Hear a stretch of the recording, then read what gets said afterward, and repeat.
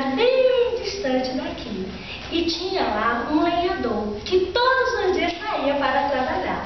Este lenhador não tinha esposa, pois foi abandonado pela sua mulher.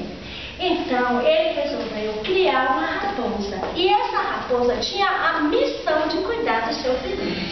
Todos os dias ele saía para trabalhar e deixava a raposa cuidando do seu filho. Os vizinhos o alertavam.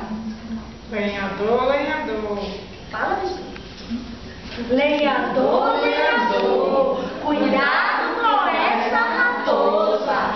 Quando ela estiver com fome, ela vai comer o seu bebê.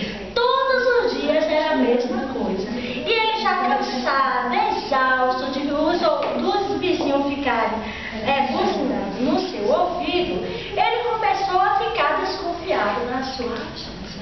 Quando foi um belo dia, gente, o que aconteceu? Ao voltar do trabalho, se deparou com sua raposa com a boca ensanguentada de sangue. Ele já desconfiado e lembrando do que os vizinhos falavam, não contou 2 vezes, pegou o seu machado e pô, deu uma machadada na cabeça da raposa.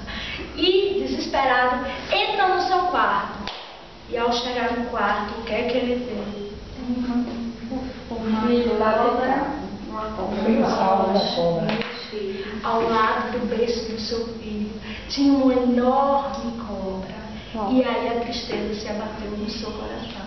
Pois ele, ao dar ouvido ao seu vizinho, esqueceu de um grande amigo que tinha do seu lado. E ele pegou o corpinho da raposa juntamente com o seu machado e enterraram.